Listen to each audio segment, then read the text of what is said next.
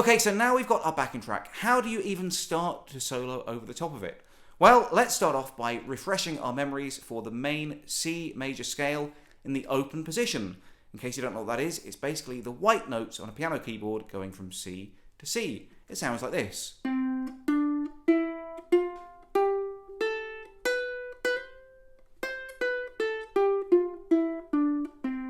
Do you guys know that C major scale yet? If you don't, then take a couple of minutes to learn it, because that is the building blocks of all of the soloing we're going to do. And don't worry, because I know you saw that solo at the beginning and it looked really cool and really complicated, but honestly, once you've got this part down, you'll have the rest of it in no time at all.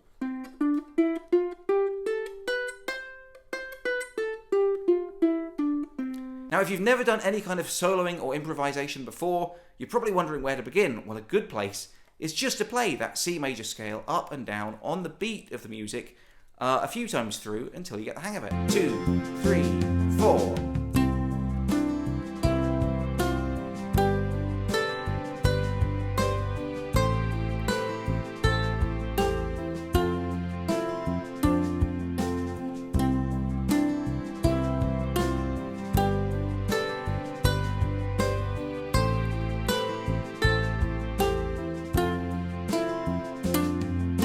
Have you ever heard a C major scale sound so beautiful? I don't know that I have, but it really, really works, because basically the whole point of improvising over certain chords is that every note in a scale should fit. So it doesn't really matter where you are, as long as you know your scale, you can play whatever notes you want over those 4 chords and any note will fit. But a good place to start when you're learning is to just play that scale slowly on the beat over the 4 chords. The next thing you can do is just speed it up a little, like this. 2, 3, 4.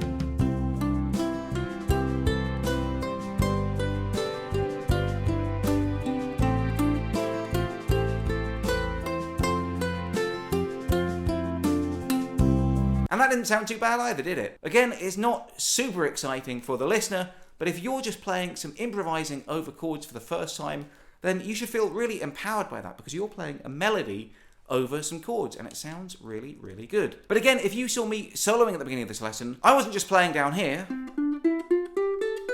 I was playing up here. I was playing up here. And even up here.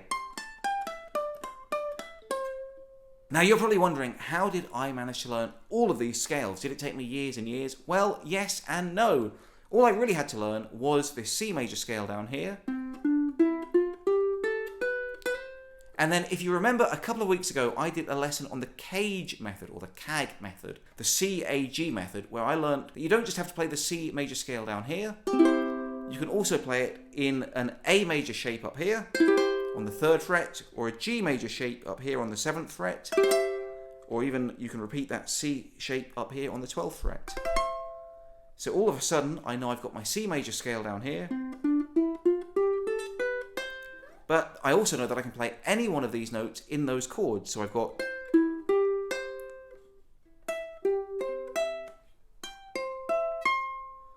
So all of a sudden, that opens up the fretboard to me a lot more. So I've got my main scale down here, but I can also play it around with it up here, and even around here, and of course up here. Although it's a little bit tricky playing it up here.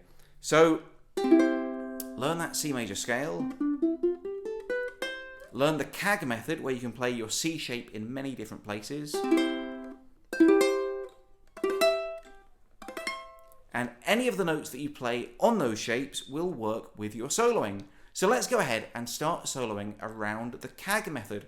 Again, we'll keep it nice and slow, we'll keep it nice and simple, and we'll start off in that open position. Before we do that, let me give you a few tips on how to solo. You might be wondering, where do I even begin? I don't just want to play my scales up and down. Is there something more interesting I can do? Yes, there is. The simplest way to start soloing is to just play little 3 or 4 note melodies up a little run of notes, and then play them back, and then alter them slightly, then play something a little bit different, and then resolve it on the C. Let me show you what I mean. It sounds a little bit complicated, but it's really straightforward.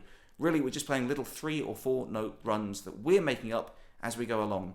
Let me have a go, and I won't have even planned this. Let's see how it sounds. 1, 2, 3, 4.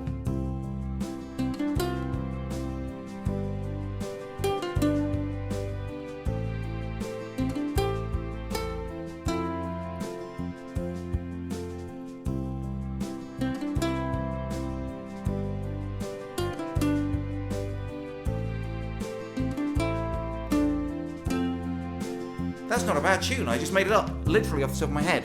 All I was doing was making up little 3-note melodies using random notes in the C major scale. What was the first one? That's just, what's that? C, D, E. So it's just the first 3 notes of the scale. And then I played it backwards, starting on F. And then again. Something like that. And then I started to repeat it again. And then, to make it a little bit interesting, the second time round I went a bit higher, I think. And then I resolved it on the C major at the last time round. That's not exactly what I played, but that's roughly the gist of it. And again, all I was doing to make a little beautiful melody, I don't even think I went higher than the, where did I go? I didn't even go higher than the G, so I made that whole little tune up using the first 5 notes of the C major scale, playing it over those chords of C, G, A minor and F, and I thought it sounded pretty sweet. Something important to learn is that improvising isn't just a way of showing off or not bothering to learn a tune. It can actually be a really good way of composing, writing your own music. If I wanted to, I could go back over what I just played and work out that tune, and then I could use that as the basis for a whole piece of music. Something like that, I forget it now. But I can go over that because luckily I was taping it, and that could be the start of a whole new piece of music. And then I could write another section. But the point is, I'm just recording over the top of those 4 chords, that basic chord progression, and I'm playing my C major scale, and I'm making up little tunes, just using, like I said, the first 5 notes. And I've already written a really nice little tune. Let's go ahead now and try and break out into the next position, the position up here, where we're playing, if we're doing the CAG method, then that's the C major chord, but with an A major shape. So it's an A major shape, but over here on the 3rd fret. So all of these notes in the chord we can play, plus we can play the 5th fret of these notes as well.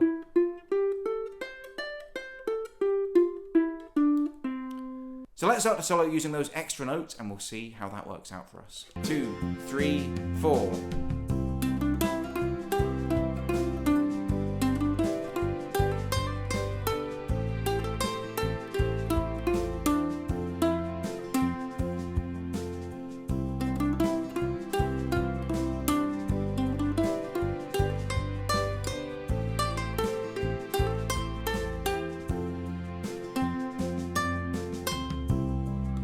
I don't know, that's not too bad, is it? I thought that was kind of sweet.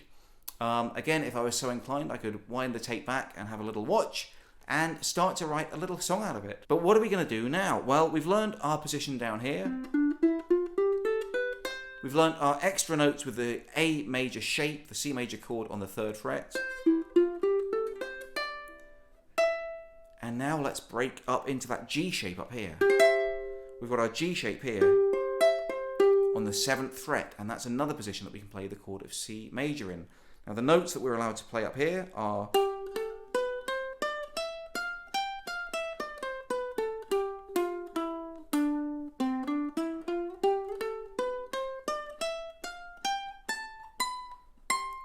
so you can learn those extra notes up here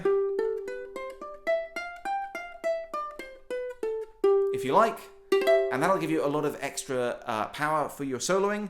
Or if you want, you can just keep it to these 3 notes and play that G shape up here. Either way, I'm going to have a little solo here. I'm going to start out in the open position. I'm going to work my way up to that 3rd position, and then I'm going to jump up onto the 7th fret up here, that G position. And let's see how our soloing sounds like this. 1, 2, 3, 4.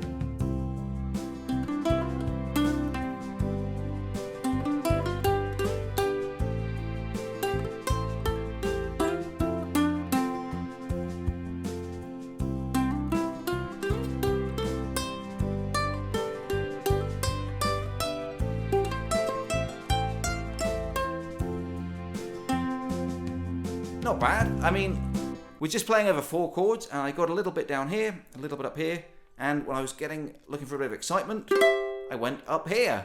I'm not whizzing up and down the fretboard, I'm not jumping up and down, I'm not playing 100 notes a minute or 100 notes a second. I'm just keeping it nice and slow, nice and chilled, and I'm sticking with what I know. So that's how you improv, that's how you solo. Learn your scales,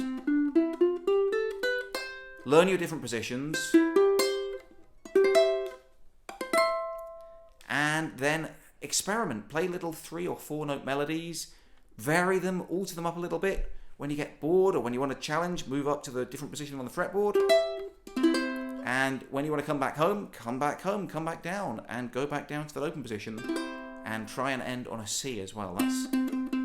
That's my advice as well. Try and end on that C major note. Another couple of soloing tips that I want to give you before I love you and leave you on this lesson. Firstly, if you play a wrong note, don't worry about it. Either carry on moving and don't stick around for people to find out, or just bend up a little bit, because generally if you're playing a wrong note, it just means that the next one on the fretboard is the right note.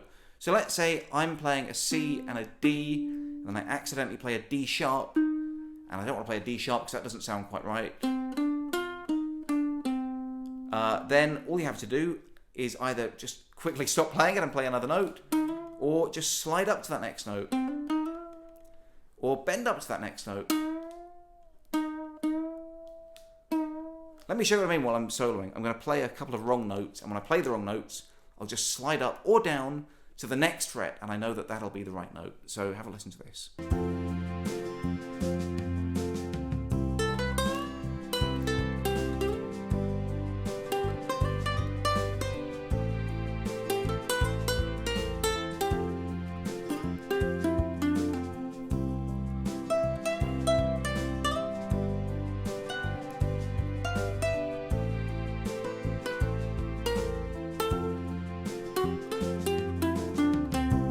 So again, like, it didn't sound amazing, and obviously I made a few more mistakes than I was intending to do. But basically, if you play a wrong note, then you know that the note either side of it is going to be the right note. So you can just slide up or down to get to the right note, or bend even up and down, and you'll get to the right note sooner or later. Also, don't dwell on it. Don't let it get you down. It can be really tempting when you sort of start getting the hang of this to just play hundreds and hundreds of notes a second, never give yourself room to breathe.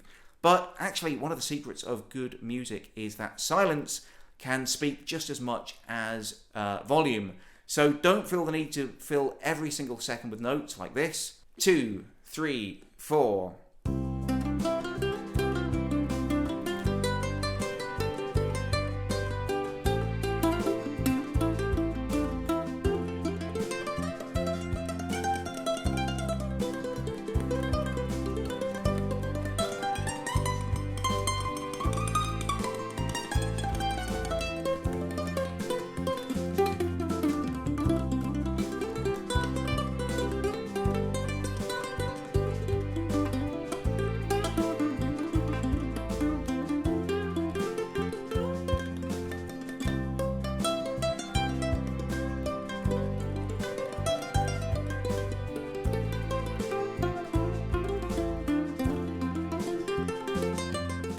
See, there, I got really carried away, and it started off, it sounded kind of cool, kind of nice, and then I think the listeners are just thinking, shut up, give it a bit of space to breathe.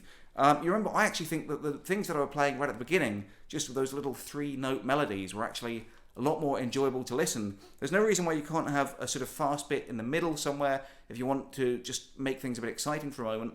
But to begin with, certainly just have a bit of silence. Give the music room to breathe. Let me show you what I mean. 2, 3, 4.